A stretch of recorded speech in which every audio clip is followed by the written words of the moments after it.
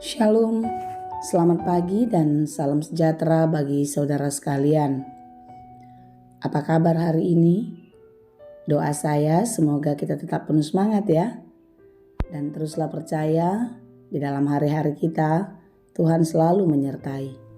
Marilah kita terus mengangkatkan pujian syukur kepada Tuhan, karena hari-hari telah kita lalui dan kita boleh memasuki akhir pekan di minggu ini. Biarlah di akhir pekan ini kita boleh menyelesaikan pekerjaan kita dengan baik, dan tentu kita selalu menyerahkan segala yang kita lakukan hanya ke dalam tangan pengasihan Tuhan. Marilah kita belajar di dalam firman-Nya. Kita berdoa. Ya Allah Bapa yang Maha Baik yang kami sembah dalam Yesus, terima kasih Bapa untuk hari yang baik yang Tuhan berikan hari ini. Dan kami percaya berkat-berkat-Mu pun akan mengikuti di dalam kehidupan kami. Ya Tuhan, kami mau belajar dalam firman-Mu. Terangilah hati dan pikiran kami, sehingga firman-Mu dapat bekerja dengan leluasa mengajar dan menuntun kami, serta memberi hikmat kepada kami untuk dapat melakukan hal-hal baik seperti yang Engkau kehendaki.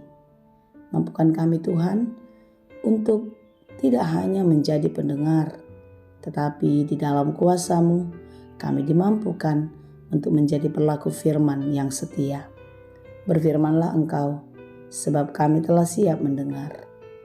Kasih karunia dan damai sejahtera dari Allah Bapa Tuhan kita dan dari Anak-Nya Tuhan Yesus Kristus dan Roh Kudus menyertai saudara sekalian. Amin. Firman Tuhan untuk kita pada hari ini yang ditetapkan menurut Almanak HKBP Sabtu 27 Mei 2023 tertulis dalam kitab Matius 14 ayat 14. Dalam bahasa Batak dan bahasa Indonesia demikianlah dikatakan. Dung roje susiani di idama halak macai torob jadi asima rohana midana sida di pamalum ma'akka namar sahid nadi nasida. Ketika Yesus mendarat, ia melihat orang banyak yang besar jumlahnya.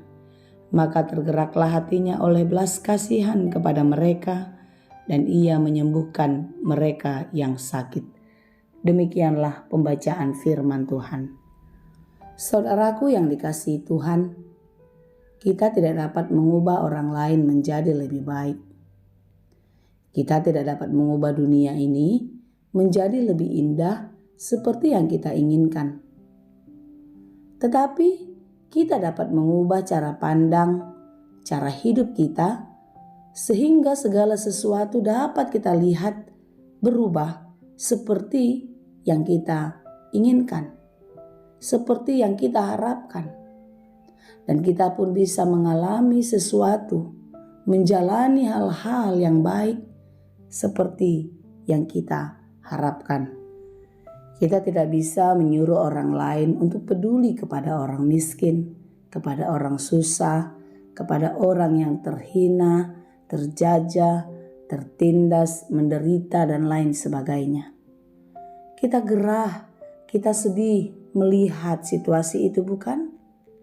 Hari-hari ini kita semakin banyak melihat orang-orang yang hidup meminta-minta, hidup terlantar, tidak punya tempat tinggal, kemiskinan semakin meningkat, kejahatan semakin merajalela sehingga membuat hidup orang banyak semakin susah.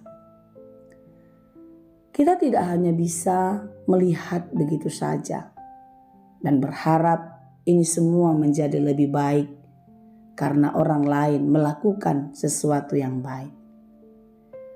Saudara, dari dulu memang kemiskinan itu sudah ada. Sekarang mungkin semakin banyak. Dari dulu kejahatan, tindakan semena-mena itu pun sudah ada. Dan hari ini kita tidak pernah berhenti melihatnya, bukan? Tetapi apakah yang bisa kita lakukan agar ini semua bisa berubah? Mulailah dari diri sendiri. Bagaimana ketika kita melihat orang miskin, orang yang menderita, tidak cukup hanya berkata, kasihan ya, Kata kasihan tidak akan bisa menyelesaikan masalah. Kata kasihan tidak akan bisa meringankan beban saudara-saudara kita. Kata kasihan tidak bisa mengubah apa-apa. Tetapi hari ini Yesus mengajarkan kepada kita, tidak perlu dengan kata-kata, tetapi tergeraklah dari hati dengan penuh belas kasih. Inilah yang diteladankan Yesus kepada murid-muridnya dan kepada kita sampai hari ini. Perikop kita ini adalah bagian di mana Yesus memberi makan 5.000 orang. Mukjizat yang dikerjakan Yesus di saat hatinya sedang bergumul, di saat hatinya sedang berduka. Mengapa ia berduka? Kalau kita baca di ayat sebelumnya di dalam pasal 14 ini, di mana Yohanes Pembaptis yang kita ketahui adalah sepupu Yesus sendiri, dia mati karena kepalanya dipenggal oleh Herodes.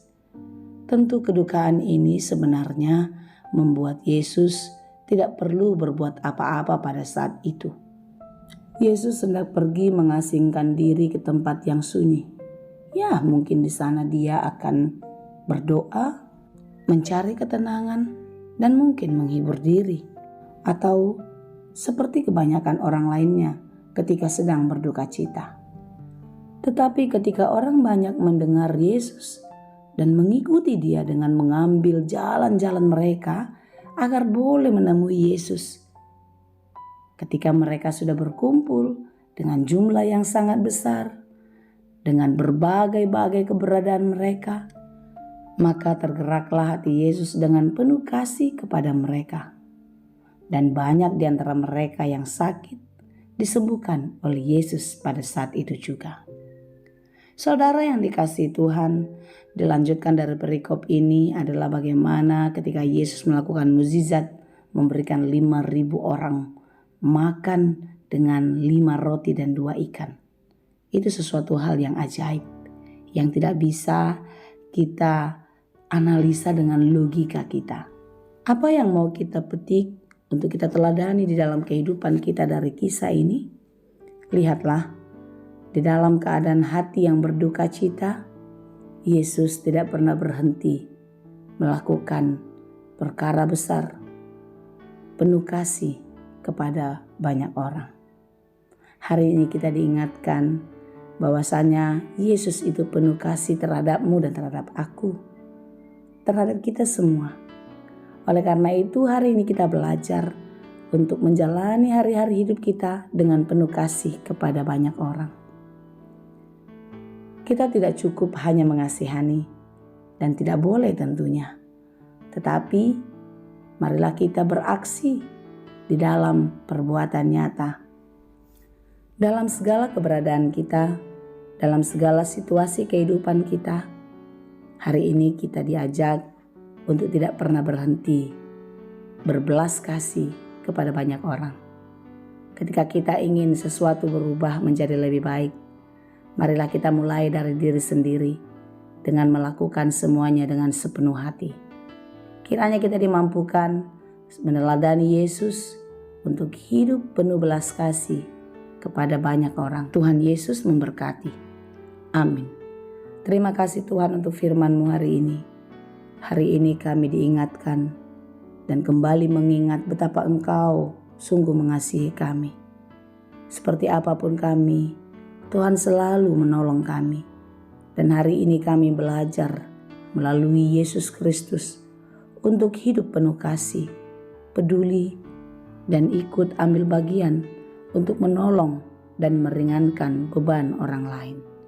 Tuhan tolonglah kami dan mampukanlah kami, agar kami tidak hanya menjadi pendengar, tetapi kami dimampukan menjadi pelaku firman yang setia. Terima kasih Bapa, kami serahkan seluruh kehidupan kami, dalam segala pekerjaan kami kiranya Engkau menolong kami. Berkati kami, dan biarlah Tuhan juga memakai kami menjadi berkat bagi dunia ini. Terima kasih Bapa. Dalam Yesus kami berdoa. Anugerah Tuhan kita Yesus Kristus, kasih karunia Allah Bapa dan persekutuan Roh Kudus, itulah kiranya yang menyertai dan memberkati kamu sekalian. Amin.